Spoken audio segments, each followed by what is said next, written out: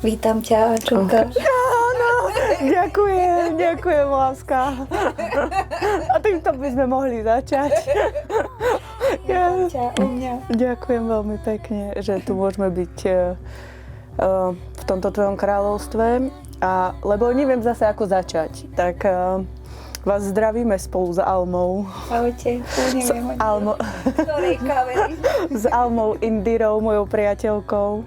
A vlastne hľadám úvod, ako čo najprirodzenejšie začať, aby to nebolo zase to, že zdravím vás, priatelia človečiny pri 22. dieli, takže toto tam už nechceme. A takto prirodzene a autenticky vás vlastne oslovujeme. Ďakujem ti veľmi pekne. Ďakujem a veľmi sa teším, že tu sme a že budeme môcť predstaviť tvoju knižku, že budeme môcť predstaviť teba, všetko, čím si a všetko, čo pre nás robíš. Ja som veľmi šťastná, že som mala možnosť Almu spoznať na mojej ceste, pretože som mala veľmi náročné 3 roky rozkladu a keď som Almičku spoznala prvýkrát, teda mala som možnosť sa s ňou stretnúť na mandale spojenia a začuť tvoj hlas, tak to bolo úplne, že a hneď som vedela, že proste to je cesta domov. A ďakujem za to. Teším sa veľmi, veľmi, mám veľkú radosť. Kto je Almička? Ja ani nemoc rada sa definujem s rôznymi nálepkami, lebo vnímam, že koľko podobov vlastne môžeme mať za jeden život a koľko vecí nás môže baviť, koľko vecí nás môže fascinovať vlastne po tej ceste. Takže ja tak vnímam seba ako takú slobodnú dušu, takú divokú, pre ktorú je veľmi, veľmi dôležité to, aby žila v súlade so sebou. A vždycky hľadám to, čo je pre mňa najpravdivejšie v tom momente a dokážem sa úplne proste ponoriť do hĺbky, do tých prúdov, ktorí sú pre mňa dôležité a aj v tomto čase vlastne pre mňa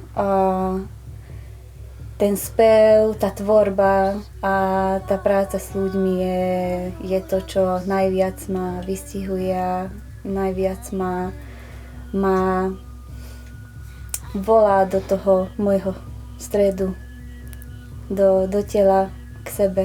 A ani som nevedela, ale aj ma baví písať knihy. Akože fest ma baví, takže ani to som netušila, že ešte aj to mám v sebe a Boh vie ešte čo všetko. Takže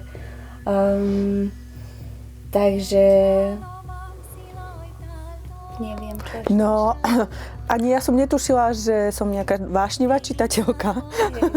Teda, lebo keď som chytila tvoju knižku, tak som ju mala prečítanú za 2 dní. Je naozaj krásna, je to príbeh, ktorý je akoby pre mňa pútavý, ľahko čitateľný, zrozumiteľný a je hlavne živý. O čom je tá knižka? Je to vlastne o mojom živote A vlastne tam píšem aj o mojom detstve, o mojom puberte, o mojom dospievaní, ale vlastne táto kniha viac opisuje hlavne také 2 roky môjho života, keď som mala 22, 23 až do 25 rokoch, keď som sa vlastne rozhodla sa vystúpiť z toho môjho konvencionálneho života a som sa rozhodla odísť do pralesa. A vlastne s takým zámerom, že vlastne už som sa ani nechcela vrátiť naspäť do Európy, lebo som sa necítila tu úplne dobre. A tak som odišla do pralesa. A tá kniha je vlastne o tom všetkom, čo ma tam stretlo a tie prúsery proste, čo ja som dorobila na tej ceste, akože je to úplne v poriadku, teraz už je to v poriadku, ale vtedy nebolo to vôbec jedno. Ale boli to veľmi, veľmi ťažké životné skúsenosti a neviem, ako veľmi chceme do toho ísť hlboko, že nech je tam aj prekvapenie pre toho človeka, ktorý to číta, ale sama som bola prekvapená, do akej hĺbky ma pritiahla táto cesta a vlastne to bola pre mňa úplné dospievanie, že som tam musela spraviť také veľmi dôležité rozhodnutie, ktoré som ani nevedela, že jednoducho ma to neskutočne skúšal ten život a tieto rozhodnutie. A vôbec spoznať tú posvetnosť života v tých vzťahoch a vôbec na to prísť, že čo je ten život, čo je tá posvetnosť vlastne za tým životom a ako veľmi je to krehké a stále je to okolo nás. Takže boli to pre mňa veľmi obrovské učenia.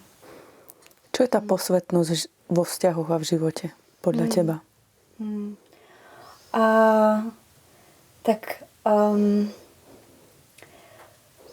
Pre mňa určite vnímať tam tú krehkosť. Krehkosť toho života a aj krehkosť tých vzťahov. Ako veľmi je, že si to uvedomovať, že naozaj na akom tenkom ľade tancujeme celý čas. Buď so životom, alebo s tým druhým človekom. A že ako veľmi je to krehké. A ako ja som vlastne strávila v mojom živote veľmi veľa času s tým, že som skúmala také rôzne zmenené stavy vedomie, ako cez rôzne, nie len cez nejaké vonkajšie pomôcky, ale aj cez meditácie, hej, cez pôsty a cez stíšenia, bytie v lese, hej, dlhý čas na samote a bolo to pre mňa vždy taká záhada, že keď je človek v tom zmenenom stavom vedomia, tak zrazu vníma všade toho Boha, stvoriteľa. Vníma tam tú posvetnosť, čo tam je, vníma tam tú krásu, tú lásku, cíti v sebe to svetlo, cíti v sebe tú jednotu.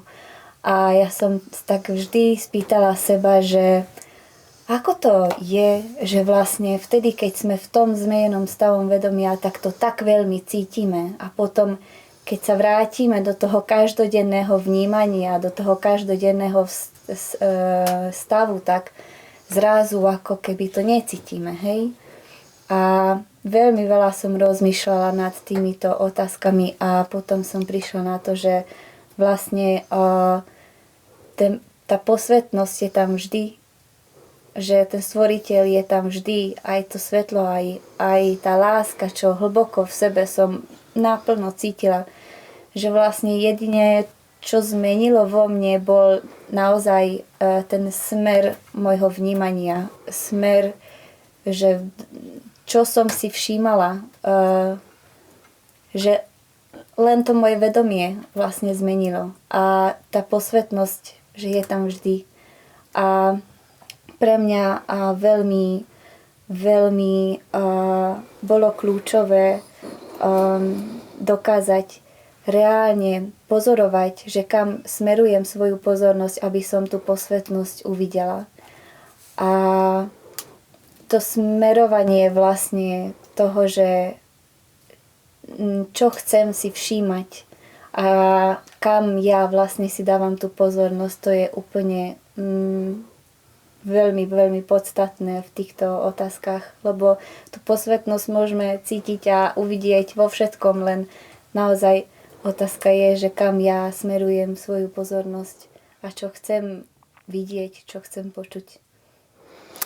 Dobre, ale nie je to niekedy aj tak, že treba, aspoň z mojej skúsenosti, že zameriavaš pozornosť, hej, ale napríklad, že tá energia ti aj stúpa, hej, a že vlastne si na tej svojej ceste, ale príde určitá hranica, kde proste ako keby, keď potrebuješ ísť do ďalšieho levela, vieš, že proste, áno, zameriavaš si zámer, pozornosť a tak, ale príde proste skúška, keď je to naozaj ťažké. Áno. Hej, že to není, že treba splýtvaš energiou a že, ja neviem, počítačové hry a neviem všetko, ale proste si na tej ceste, ale prídu tie skúšky, kedy proste máš ako keby ďalší level a ideš zase od začiatku. Vieš, čo myslím? Že tak vlastne ideš znova z tej ničoty. A vlastne, čo je podľa teba to, že vlastne ako len udržovať zámer, modliť sa, alebo keď je to naozaj že ťažké, alebo... A v tomto vidím také dva úrovne. Jedna úroveň je vnímanie tej mojej podstaty.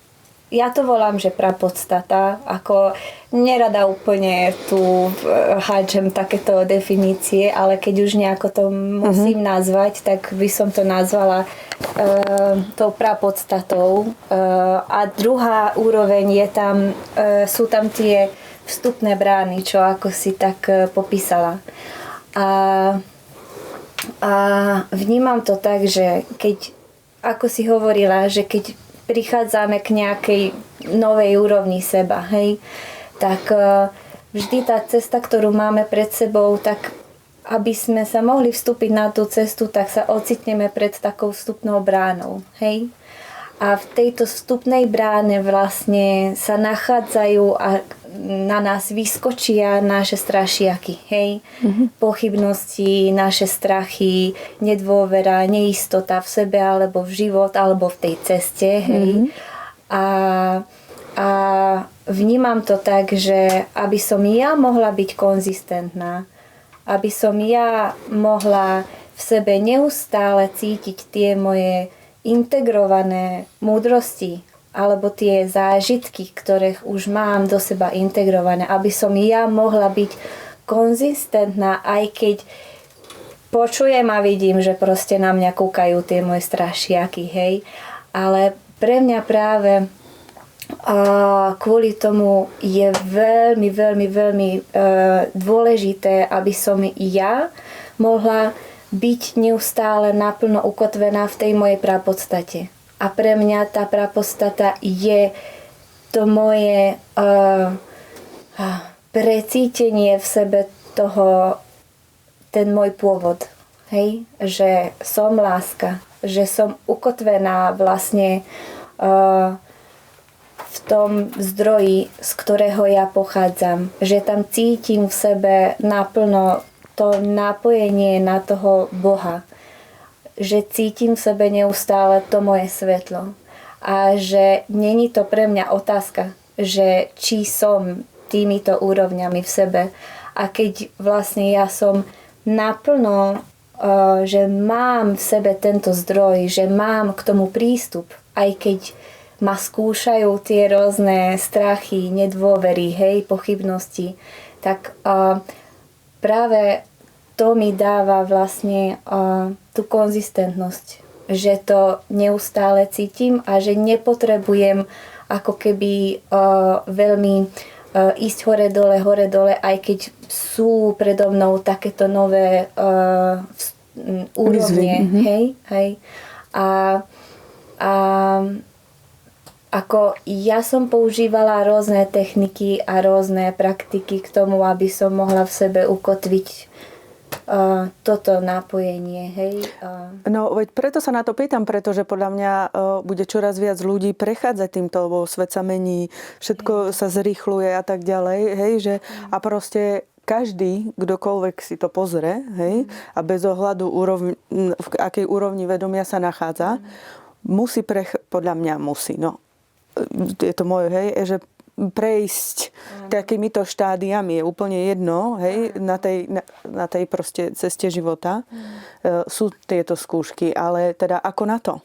Hej, že proste áno, hej, koľkokrát fakt, že si to uvedomuješ. Mala som vždycky obrovskú dôveru, fakt, a pokiaľ by som to ako nezažila, ten prepad, tak ja som vlastne nedokázala ľudí vôbec pochopiť, že jak to proste,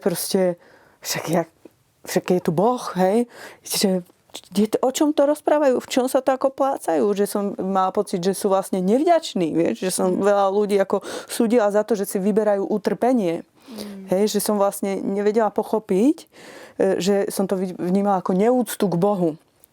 Vieš, že ale že vlastne, že si vlastne nevyberá to svetlo, hej, ja som ako to tam nemá. Dokým som vlastne nepadla tak, že vlastne, že síce vieš, že to on, ale nevieš to cítiť. Že proste si úplne, že ťa to ako, že ty to niekde vieš, ale takže čo vtedy, aká je tá cesta, keď si úplne, že túžiš, vieš, ale necítiš. Že čo ti pomohlo napríklad, keď si bola na úplnom dne? Akože, lebo ja to tak vnímam, že neskutočne veľa ľudí sa bojí bolesti. No.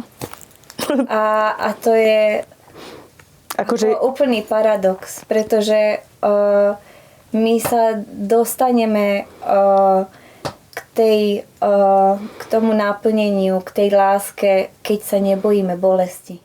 Akože to zvyknem tvrdiť, a veľa ľudí už pozná túto moju vetu, že cez bolesť sa rodíme, ale utrpenie si volíme. Hej, ale vlastne, keď sme v tej bolesti? Ale utrpenie a bolesť to sú dve rozličné veci. Veď práve. Lebo samozrejme, že tá bolesť ako fakt isté veci, ktorými som prechádzala, boli reálne bolestivé veľmi. Hej, nechcem tu teraz úplne vyťahovať všetky moje karty, lebo zase nejde o to, aby som tu demotivovala, alebo tak depresívnu náladu priniesla, ale reálne isté tie zážitky boli... Nie depresiu, ale nádej, že aj keď je to ťažké. Áno, idem, skúsim. Vlastne... Cítiť bolesť bolo pre mňa vlastne tá skúsenosť, ktorú ma najviac dokázala proste moje krídla rozprestrieť. Aj keď to možno znie moc paradoxne, ale utrpenie ja sa vlastne dostanem do toho utrpenia, keď až príliš ja sa začnem vyváľať v tom bahne, hej. Je treba dokázať mať gule, proste vôbec ísť do toho bahna, hej. Ale s jasným zámerom, s jasným cieľom, že idem nájsť tam ten diamant, ktorý je tam niekde do ryti, ani neviem kde, ale ja viem, že to potrebujem nájsť. A to je úplne iné. Ísť do tej bolesti, že ja viem, že ja tam hľadám ten diamant, lebo to tam je, hej. A to utrpenie je, keď ja vlastne si zabudnem, že mám nejaký zámer. Hej, keď ja vlastne si tam zabudnem seba a len tam plávam proste v mojich vlastných krivdičkách a víne a podobných veciach. Ale samozrejme aj to je dôležité. Nejdeme teraz tvrdiť, že jedna cesta je zlá a druhá je zlé, ale je úplne super dokázať mať v sebe tú odvahu čeliť tej bolesti a nebať sa toho, lebo ja viem, že veľa ľudí aj sa bojí vstúpiť znova do vzťahu, lebo sa bojí, že bude zranený.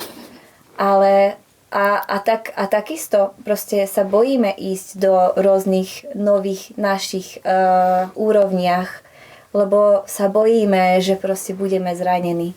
A ja som neskutočne sa bála vlastne vôbec dokázať prijímať svoju silu, lebo som sa bála, že mi bude ublížená. Som sa bála tej bolesti, hej.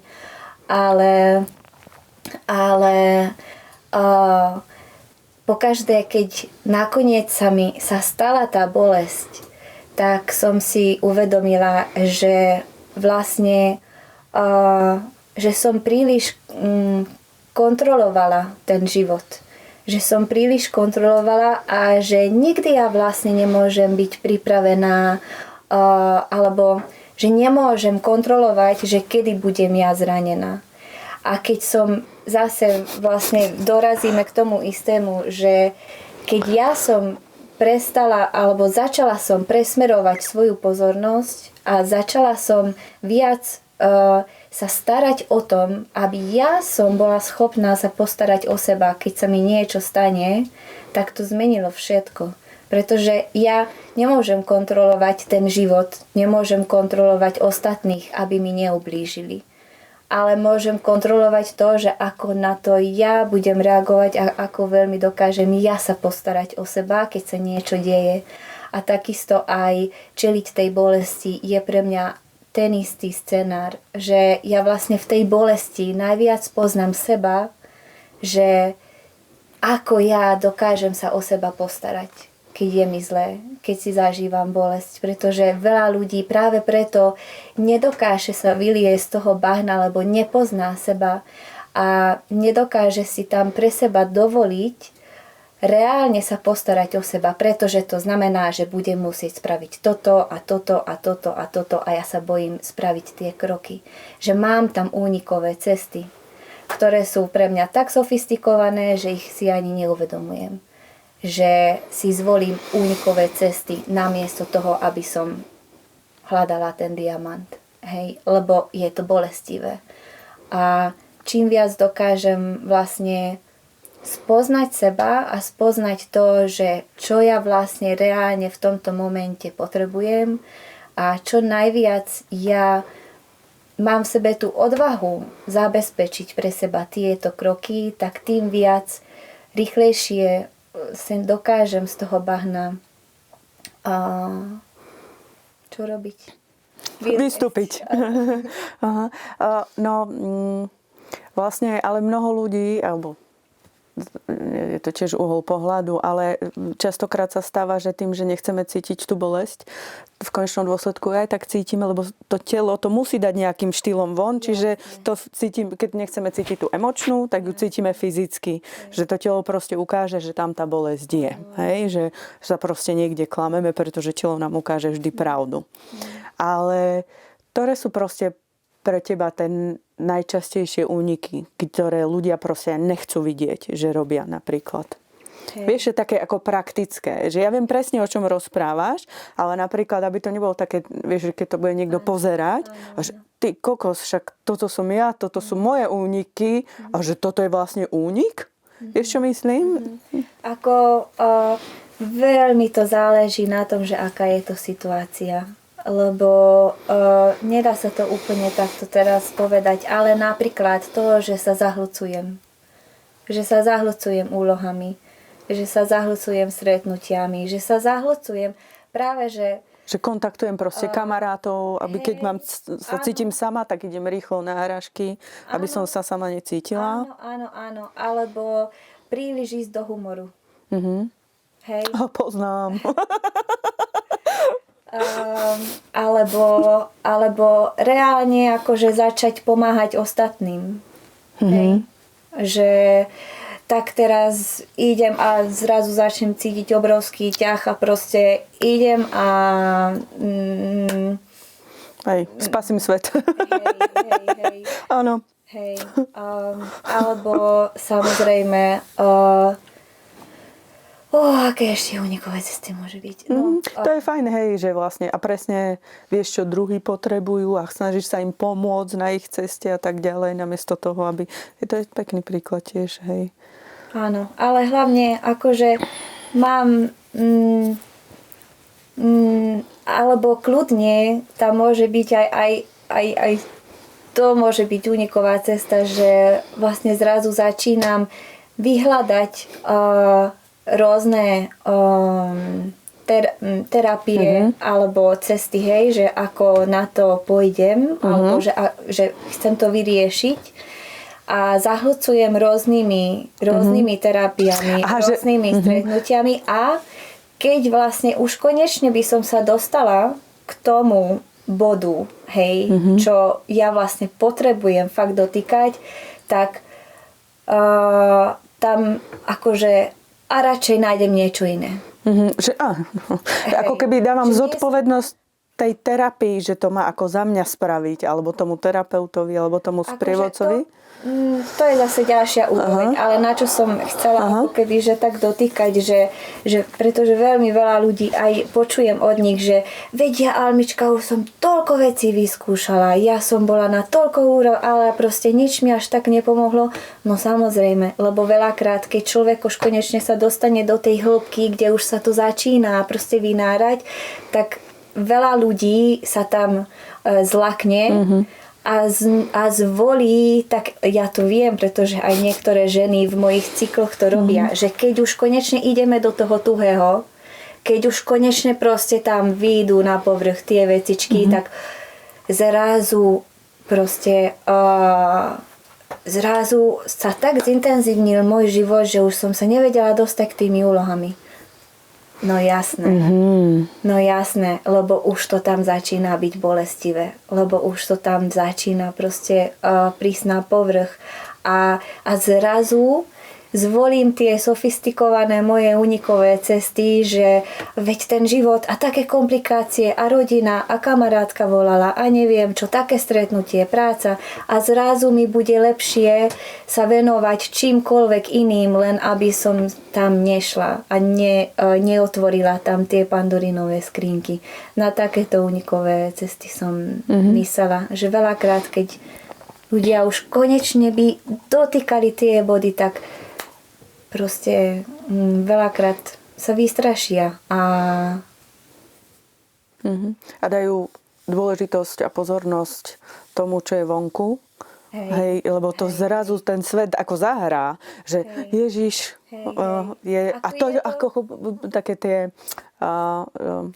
tie uchyty, hej, že fakt, že aby si vlastne zostala v tom, že... Áno, ale aj to je úplne v poriadku, pretože potrebujeme byť reálne pripravení na to, aby sme dotýkali tie body. Nedá sa to ani urýchliť, ale nedá sa to ani utekať pred tými úrovňami v sebe do nekonečna, pretože potom príde až taký boom proste od života, že to bude až taká bolestivá facka, že nám to dáva riadne na kolena, kde už nebude otázka, či tomu čelíme alebo nečelíme. Ale ja si myslím, že aj zvoliť únikové cesty je úplne v poriadku, lebo jednoducho to je aj náš nejaký ochranný mechanizmus.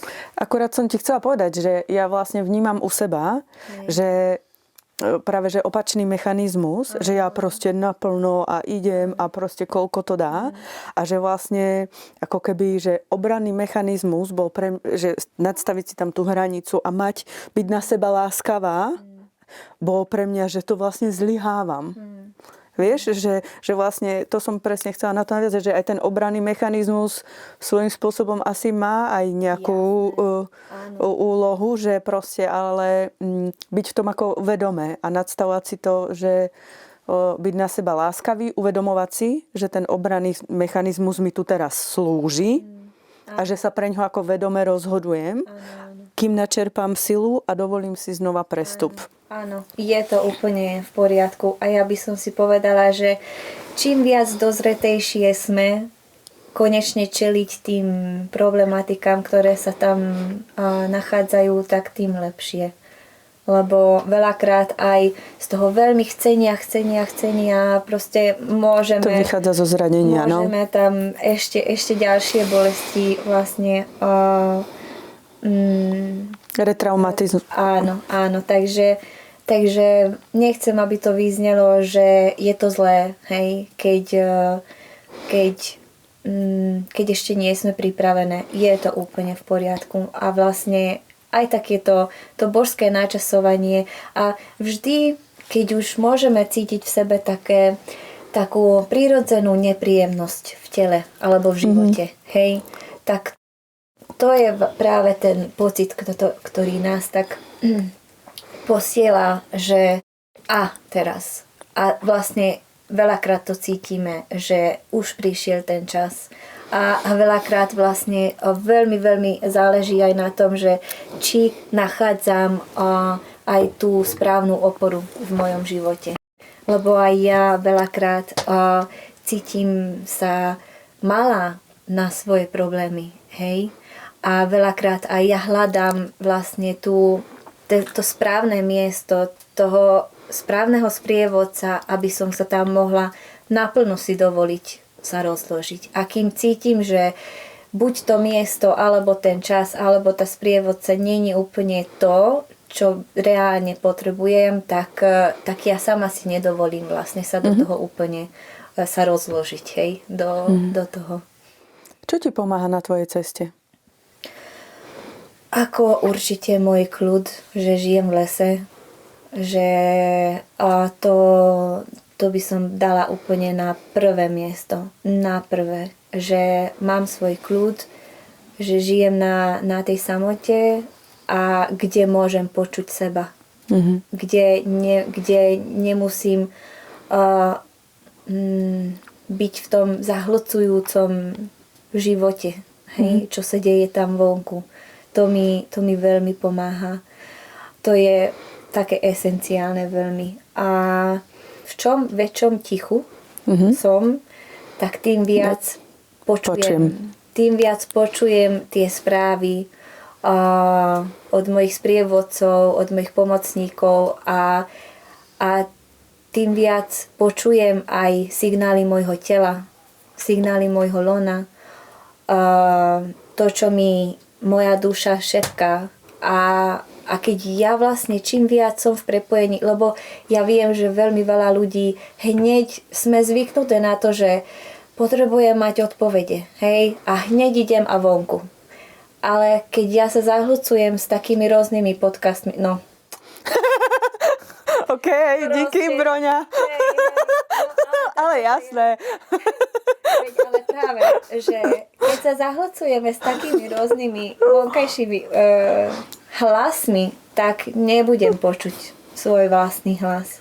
A to ja si myslím, že to je pre mňa... Idem proti reklamu robiť. Dobre, nevadí, poď, veď aj tak je to pravda. Však ale o to tu ide, vieš. Je to, pre ľudí je to človečina, no. Hej, no. Takže, že tento podcast ešte pozrite, ale potom už nepozerajte podcast. Výborne. No, proste, no, tak veď ja tiež neviem, či budem točiť.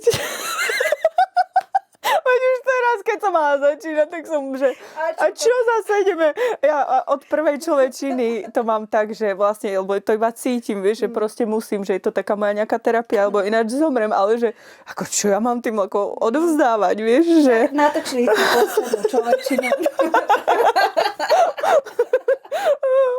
Tak si ju vychutnajte. Majte tam ešte predošlé diely, ktoré môžete pozerať. No. Takže v tichu. Hej. Áno, no tak tam aj dokáže ísť veľa iných podcastov a všetkého možného. A hlavne to teraz vnímam, že v tom dnešnom dobe, alebo že už len minulý rok bola taký intenzívny rok, že Ježiši Mária.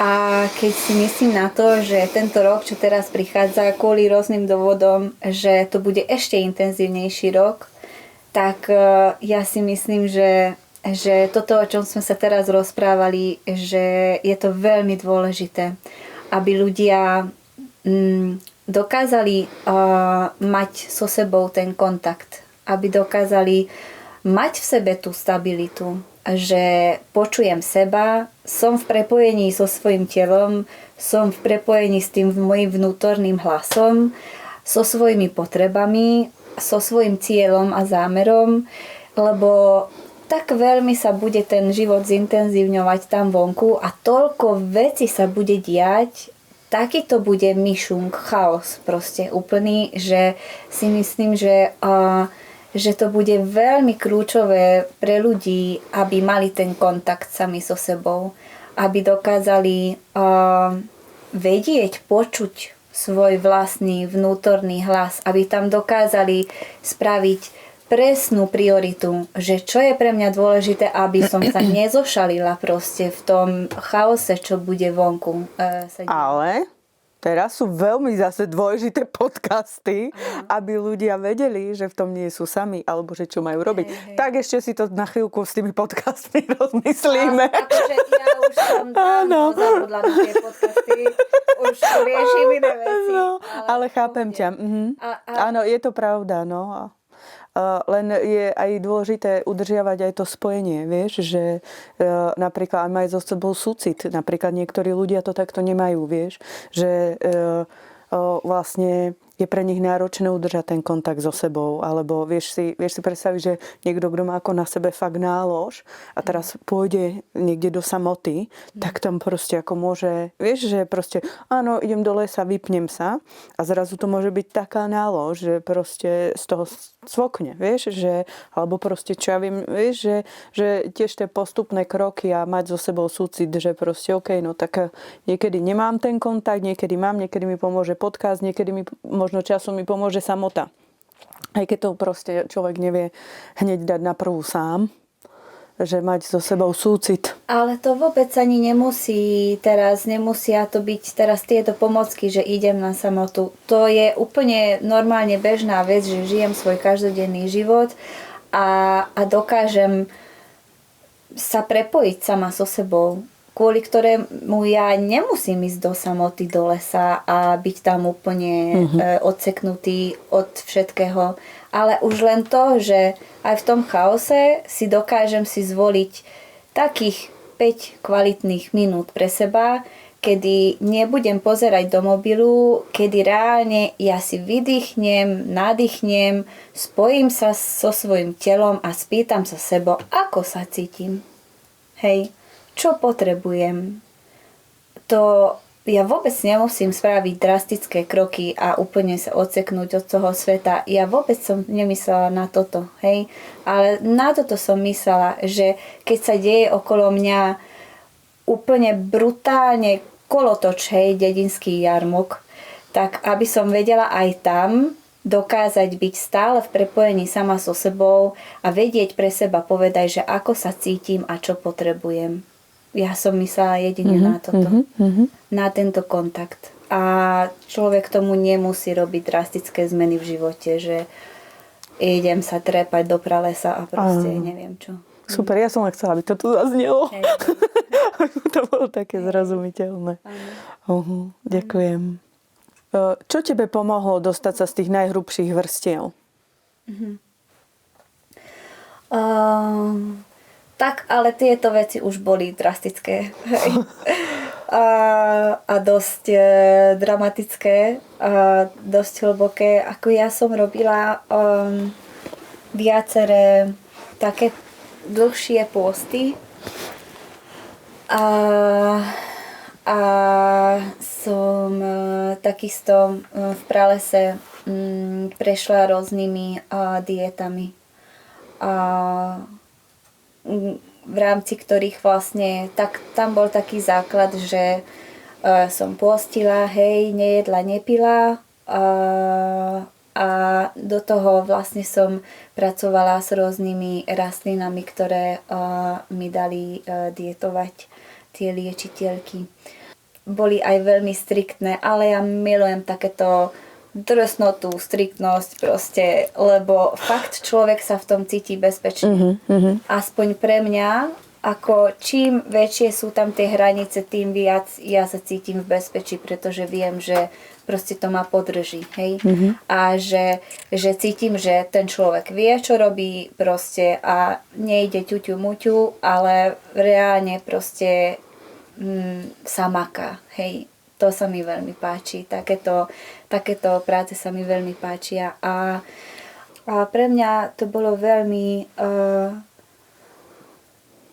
ťažké a presne to, o čom sme sa rozprávali, reálne sa nebať ísť do takých hlbín, z ktorých som sa neskutočne bála. Hej?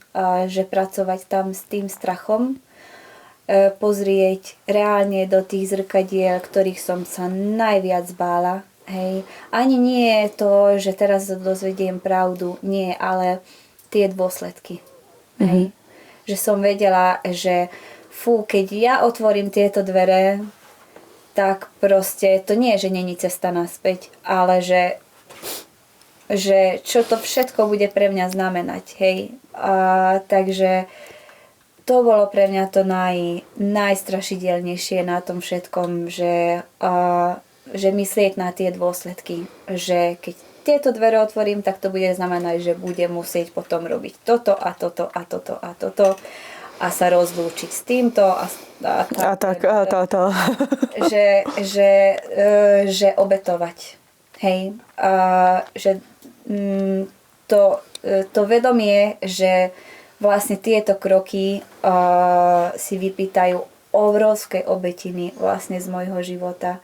A to bolo akože to, čo vo mne aktivoval ten obrovský strach, hej, dokázať pozrieť tam do tých veľmi ostrých zrkadiel. A hlavne vlastne to, že ani som si to neuvedomila, že ako veľmi to bude zmeniť mňa a moje vnímanie.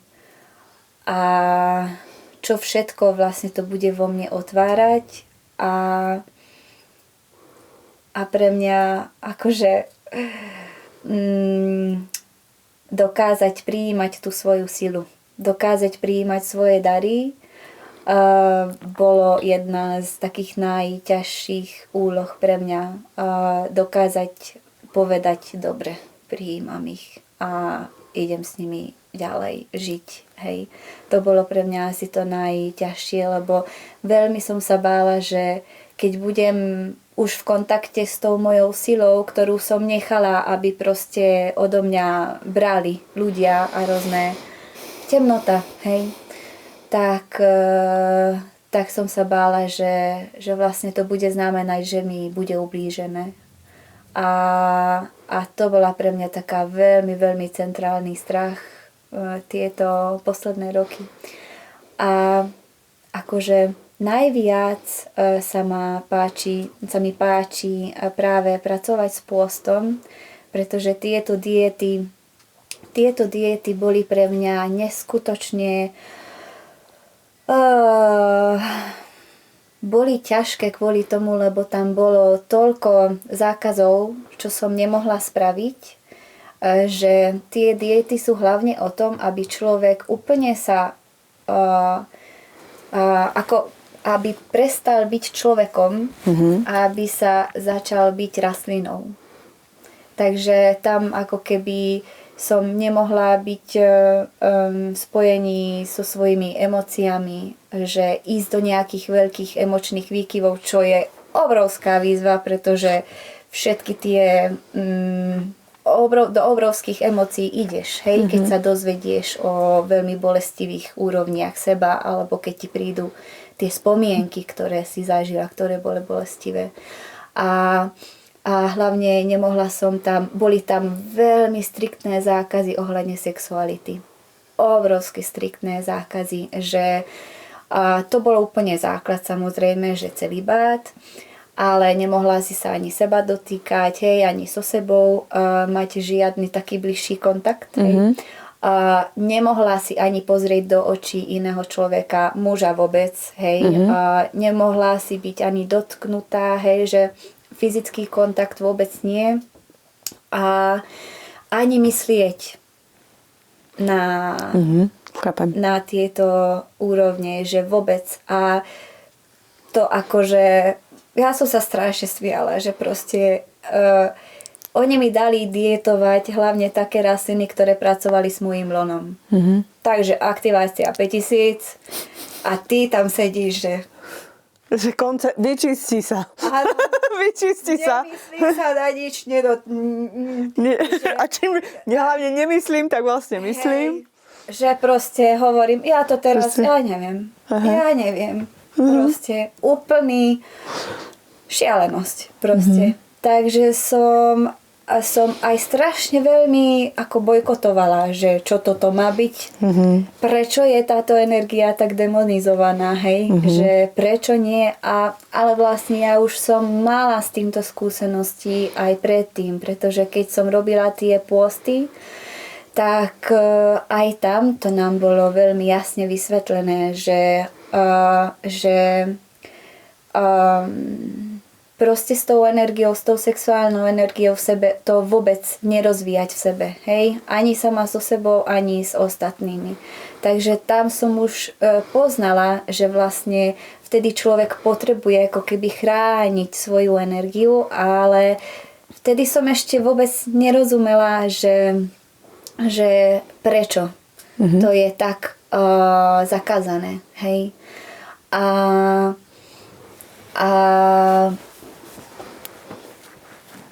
ja som tak veľmi vďačná, že som mohla prejsť týmito drastickými cestami, lebo aj moje vnímanie tejto energii sa naplno zmenilo.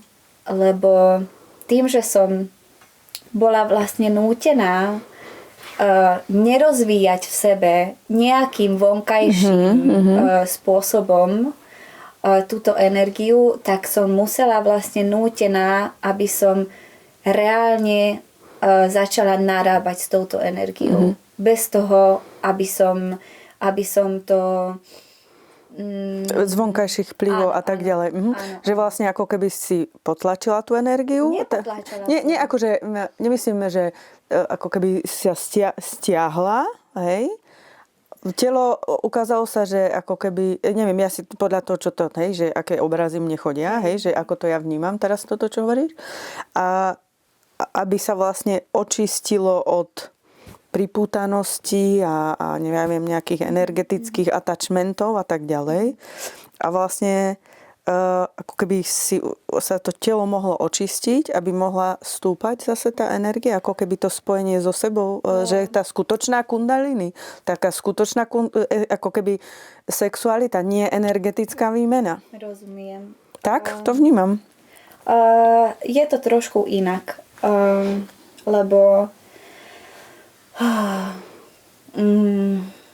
ešte predtým, keď ja som začala pôstiť, tak som brutálne silným spôsobom cítila v sebe pulzovať túto energiu. Áno. A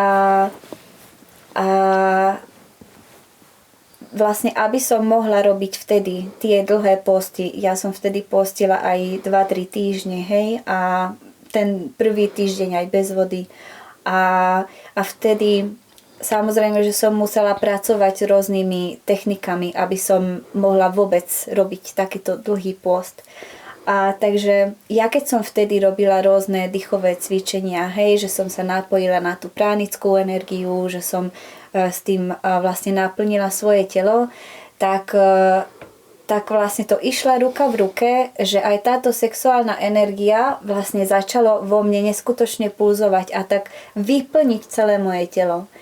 A ja som až vtedy vlastne pochopila, že vlastne táto energia preto vo mne pulzuje, lebo mi dáva život. Takže tak veľmi hlboko som precítila, že až mi je ľúto, že tam vonku ten svet dal na túto energiu, túto definíciu, že je sexuálna, pretože ja už úplne inak na to, že ja už ju volám ako životodárna energia, že mi dáva život. A to dáva nielen mne život, ale aj všetkým mojim projektom. Hej, tak ako žena vlastne čerpá túto životodárnu energiu zo svojho lona a dáva to do svojich projektov. To my nemusíme mať ako deti fyzicky, hej, ale to môžeme touto energiou živiť aj naše projekty, naše vízie. Vytvárať nový život von. Áno. Takže úplne hlboko som precítila, že vlastne táto energia je vo mne, pretože mi dáva život.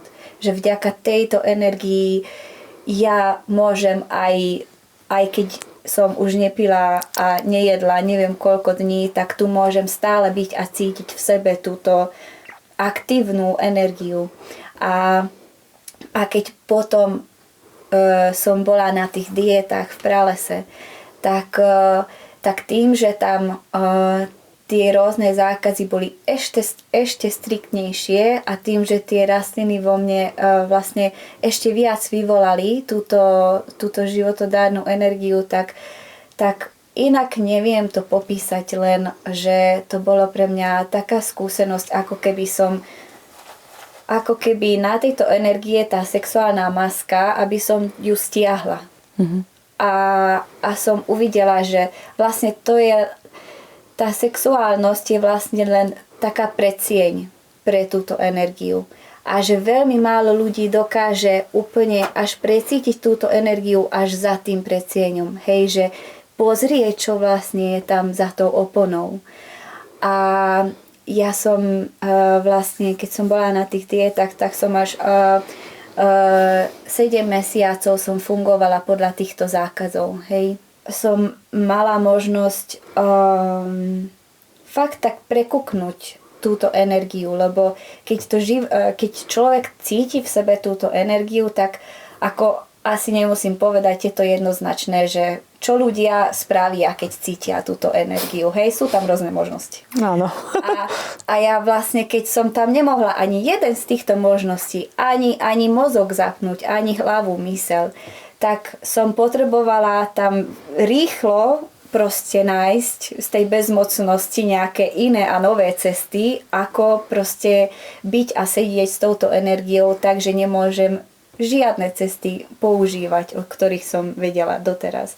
Tak som jednoducho sedela s tou energiou a naplno som len dovolila, aby som ju cítila.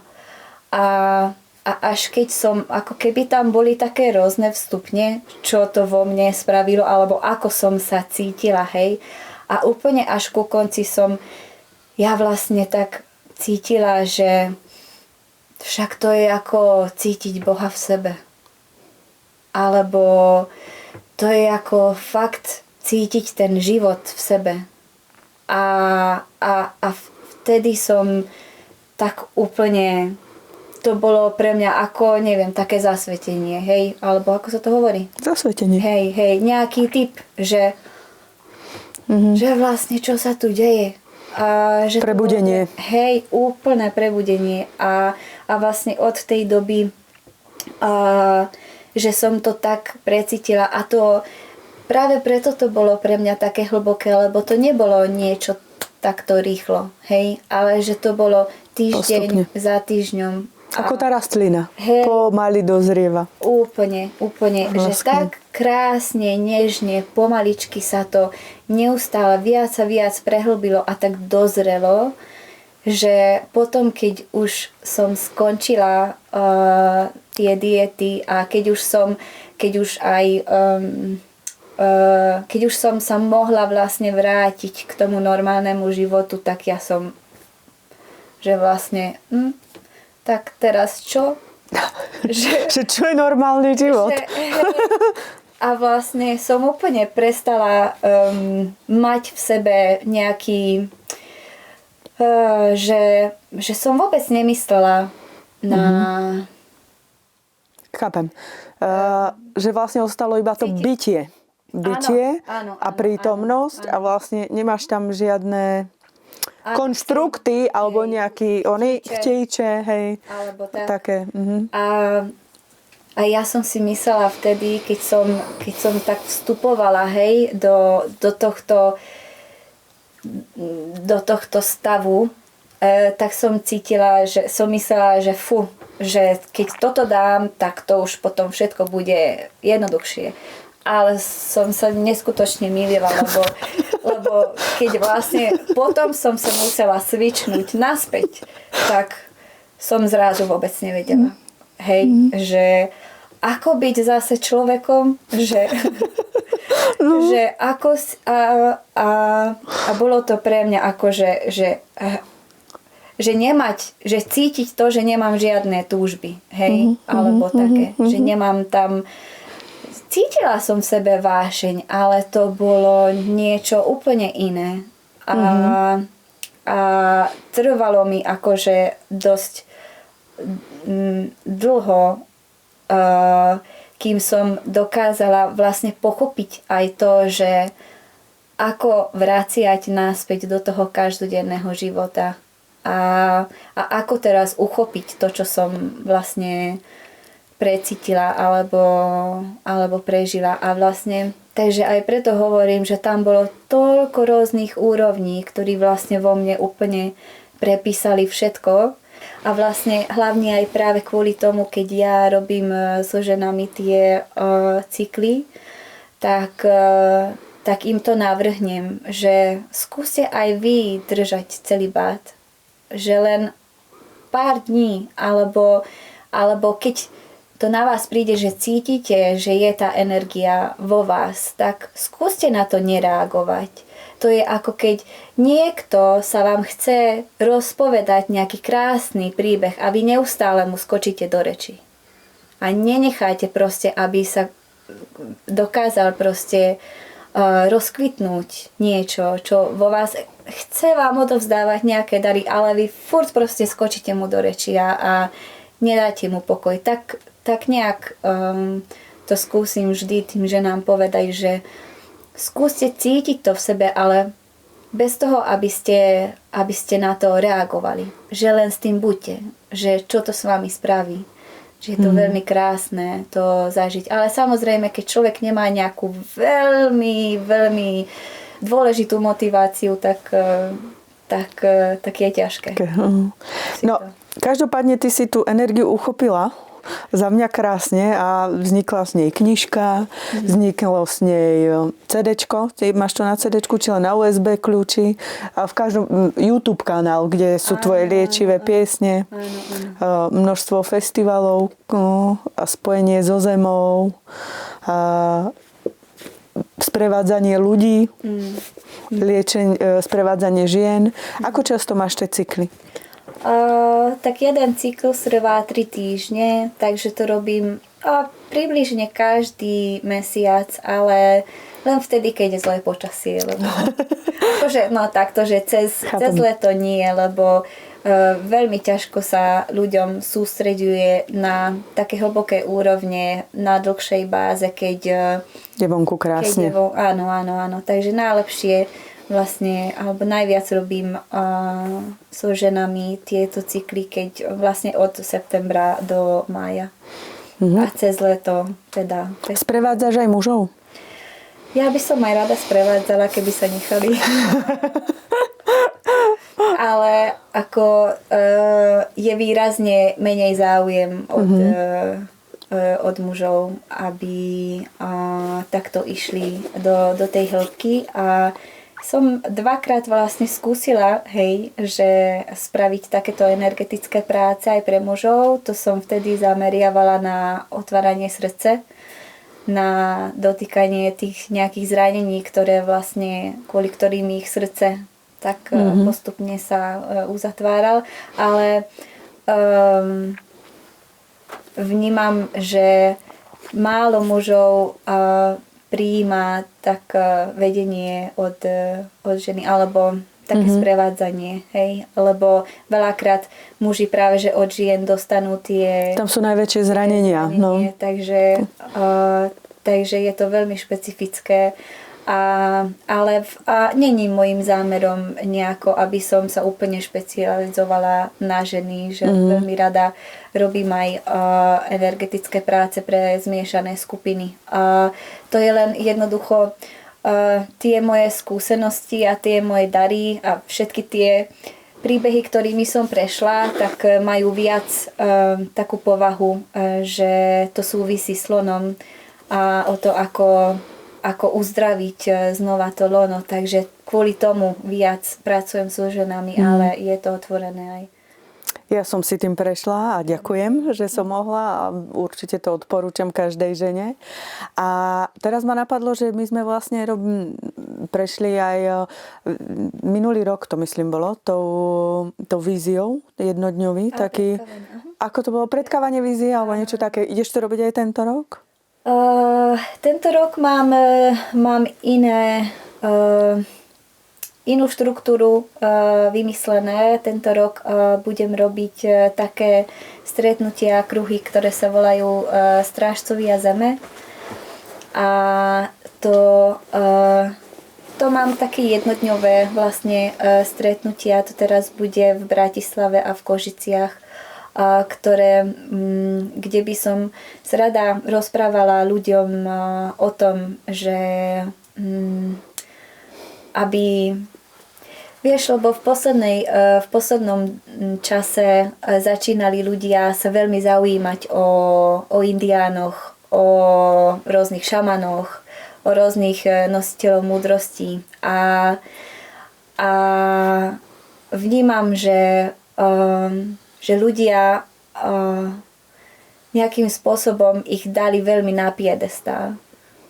A chcela by som trošku vlastne vyrovnať tieto úrovne, lebo veľmi málo ľudí si to uvedomuje, že aj my sme strážcovia zeme, že aj my sme nositelia múdrosti.